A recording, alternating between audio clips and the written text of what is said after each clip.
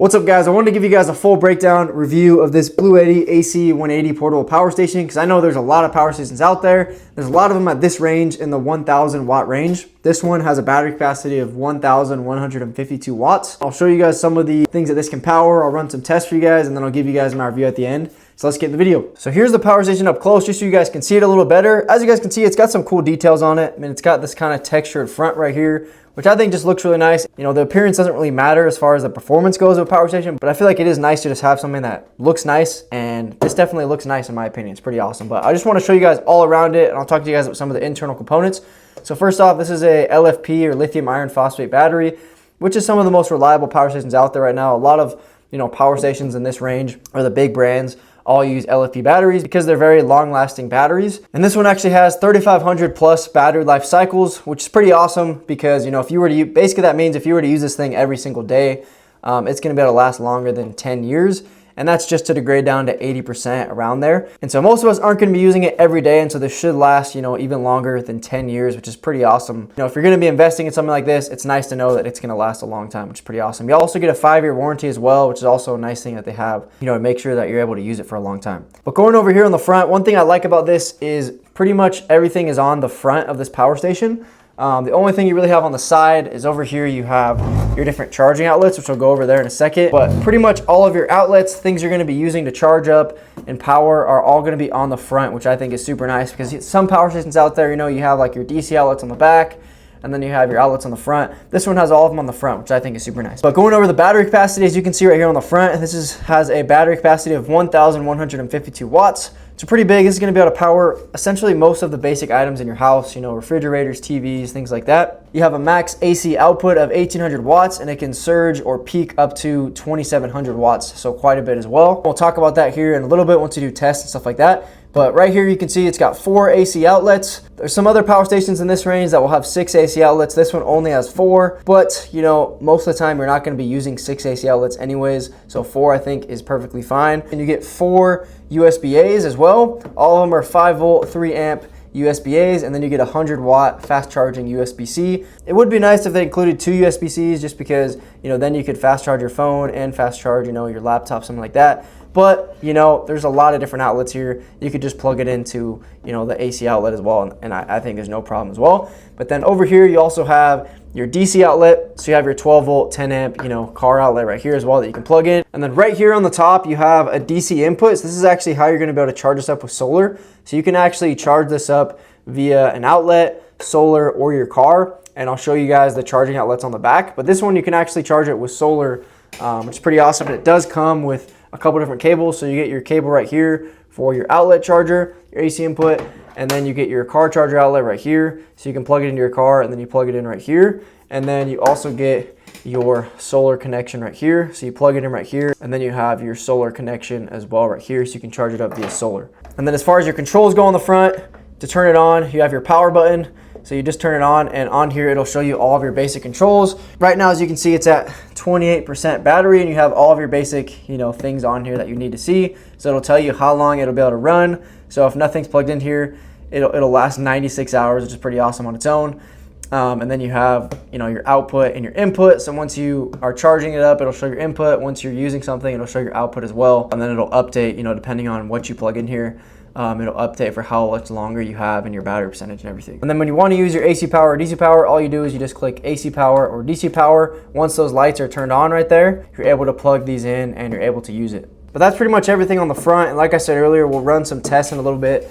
You guys can see the power on this. But going over on the side here, here's what you have on the side. You have, your fan over here to help keep it cool, while it's running and everything. And then here you have your charging ports as well. So you have an AC input right here, and this can input up to 1440 watts, so it can charge it in about from 0% to 80% in about 45 minutes, which is pretty awesome, pretty fast. As far as 100%, it's a little bit over an hour, so that's pretty much similar to a lot of the other ones out there. But 45 minutes to get to 80% is pretty awesome. That's very fast. And then right here you have your overload protection as well. And then going back to the solar, this has a max input of 500 watts of solar input. So that's pretty similar to like EcoFlow's 1000 watt battery as well. I know the Anker Solix C1000 has up to like 600 watts of solar. This one has 500 watts, just like the Delta 2. So with that solar input, if you put the max input at 500 watts and it's a sunny day, you should be able to charge this in about 3-ish hours or so, give or take, depending on how sunny it is and stuff like that,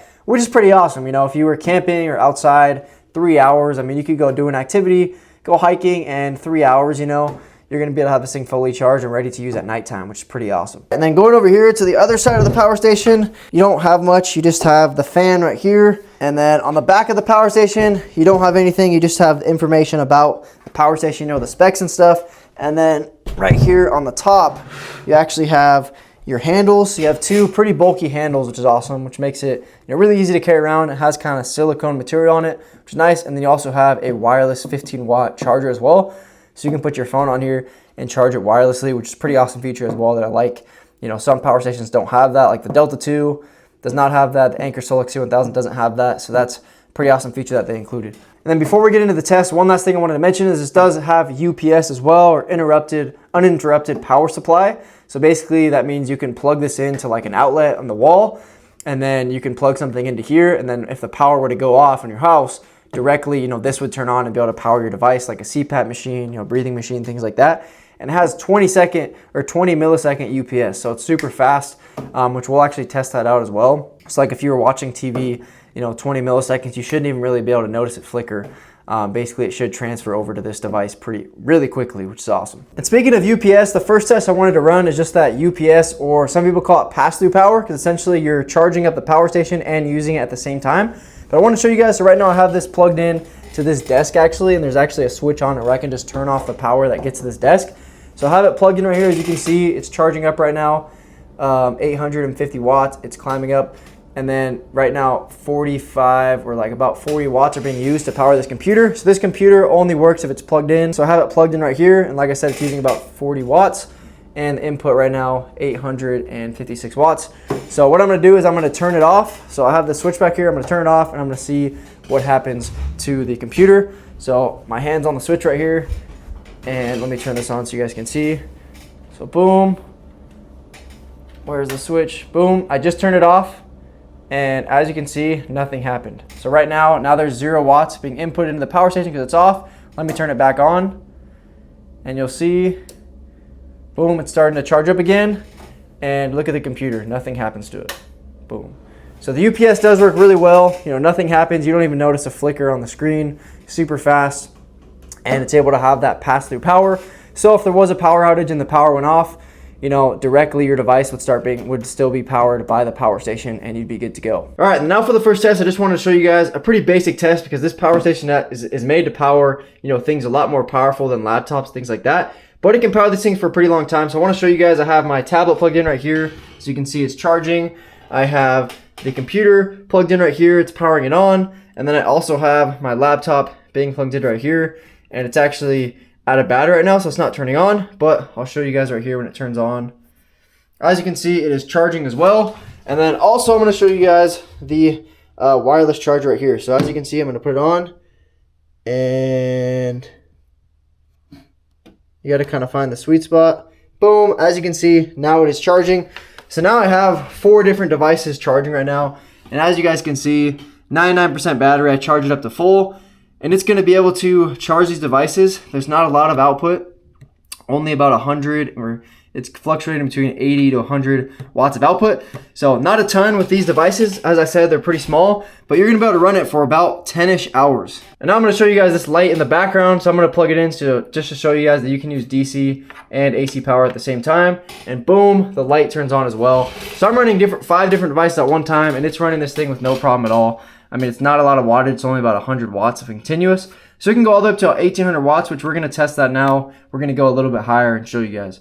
All right, so for the next test, I wanted to show you guys a 65-inch TV. How long can this thing power that? Obviously, it's not going to be a full test. I'm not going to wait and see, but I'm just going to see what it shows on the power station because it's pretty accurate. And obviously, this isn't an emergency item, but if you did want to power your TV or if you're camping or something, this is kind of going to give you an idea of like a projector. So I'm going to plug it in right here. All right, so the TV cable is not that long enough, so I have to put it over here to the side, but I'm going to plug it in right here. Boom, have it plugged in, and the AC power is on.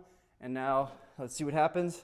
I'm gonna turn the TV on. Looks like the light just turned on, and we'll see how it changes. Looks like it's using 122 watts, 121 watts. And as you guys can see, the TV is now on now. So let's look down here, and it looks like it's using about 87 watts. So continuously, once again, no problem for this power station. Just wanted to show you guys. And it's going, because this is about a little bit over 1,000 watt power station, as you can see, it's gonna be able to run it for about 10 hours. So if you have a 65-inch TV, obviously it depends on your TV, but this one in particular, you're gonna be able to run it for about 10 hours, which is a pretty awesome time. You know, if you were camping and you wanted to run a projector, watch movies, you definitely can with this thing for a long time, you know, all night, which is pretty awesome. All right, then for this next test, I want to show you guys, you know, if you were camping and you wanted to cook something, like you wanted to bring a hot, you know, a hot plate, stove, or anything like that, or even, you know, a toaster or anything like that, you totally can do it with this, or at least we're going to test it out. So I'll turn it on, the AC power is on, and we're going to plug this in right here. And let's see, it turned on pretty immediately. As you guys can see, it's running 1,152 watts. So definitely under that 1,800 watt range.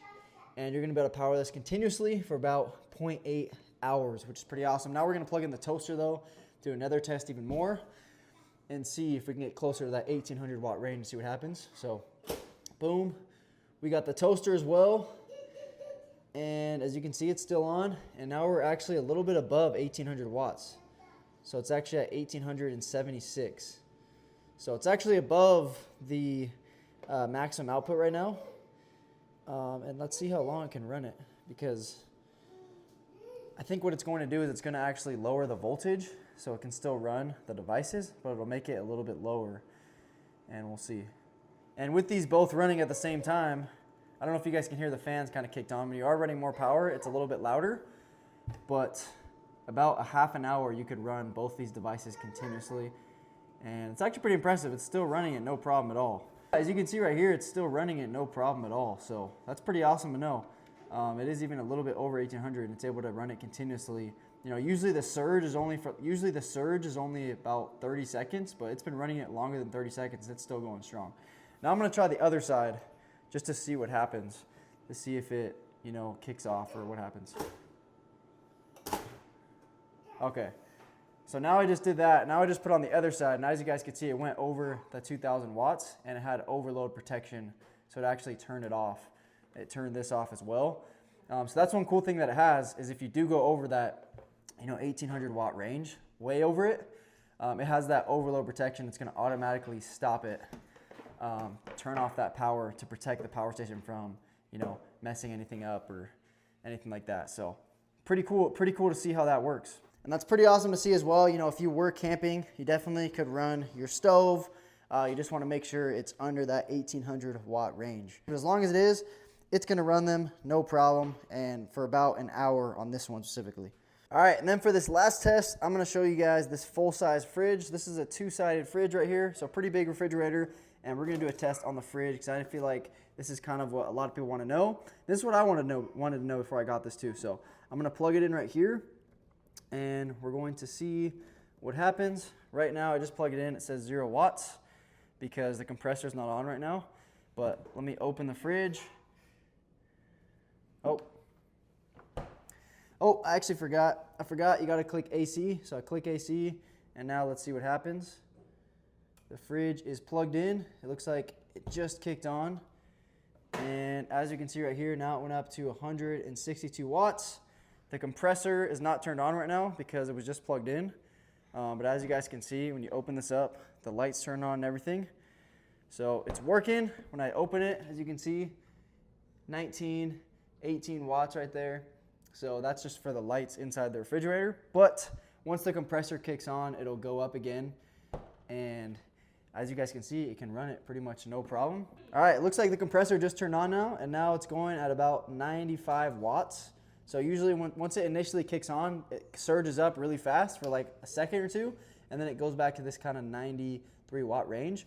So as you can see right here, with the compressor turned on and it's running, it'll be able to last about 8.6 hours. Now it's down 88%, so it's not 100%. So maybe a little bit longer than that, but once that compressor kicks off again, it's gonna be able to go a little bit longer than that as well. You know what? I decided to actually test the full thing for you guys in the same video just because it's a pretty long video. So I actually charged this thing up to 100% battery and I just plugged the fridge in right now. Right now it's saying about 10.1 hours being able to power this thing. But I'm going to actually run a test for you guys. So right now it's about 12 o'clock and I plugged it in and I'm going to come back, you know, a little bit later when this thing's close to zero and we're going to see how long it was able to power this refrigerator. All right, we got a little update. We're about 4.5 hours in and we're at 53%. So it looks like it's not going to make 10 hours. Looks like it's going to be about 8 hours, but who knows? I'll wait to see and we'll see what it is at the end. All right, just another update for you guys. Right here, as you can see, it's 8:30. So we started at around 12. So it's been about 8.5 hours. This thing's still going strong. As you can see right here, it's showing about 8% left. So about a half an hour more to go. And right now the compressor's on. And right now the fridge is going. So it's using about 162 watts continuous. But yeah, it's looking like it's gonna be about 9 hours. So we'll see how long it goes and I'll let you know when it's done.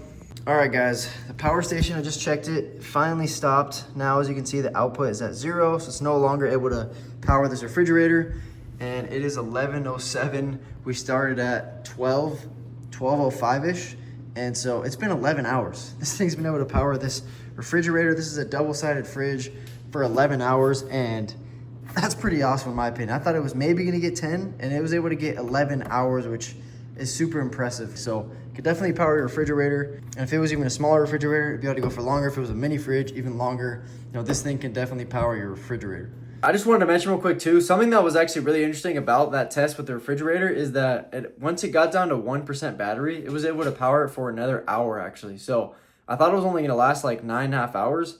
And then once it hit 1%, it was able to take that all the way till 11 p.m. And so that's something to know, even if it's at 1%, there is a lot of reserve in there to last, another hour or so. So that's how I was able to get to that, 11-hour range. And I think that was pretty awesome. I don't know, pretty cool test and kind of interesting to see, when it gets down to 1%, it still has quite a bit left to go. All right, so I hope that can kind of help you guys see some of the features that this thing has, what it can do. As far as my overall review goes, I think this thing is awesome. The tests that I ran were amazing. As you guys can see, the refrigerator, a full-size refrigerator, 11 hours. That exceeded my expectations. I thought I was gonna get, 9.5 to 10, and 11 hours is awesome. So this thing's gonna be awesome for camping as well, for the outdoors. You can power so many different things, electric griddle, things like that, like I was showing. And it's still compact enough to where, you can easily fit it in your trunk. You can easily take it with you on the go. And I think it's an awesome option in my opinion. As far as some of the other power stations that I've been able to use and review, I think it's definitely compares with the best in the game. This thing is awesome. And if you guys are looking for a portable power station in the 1,000 watt range,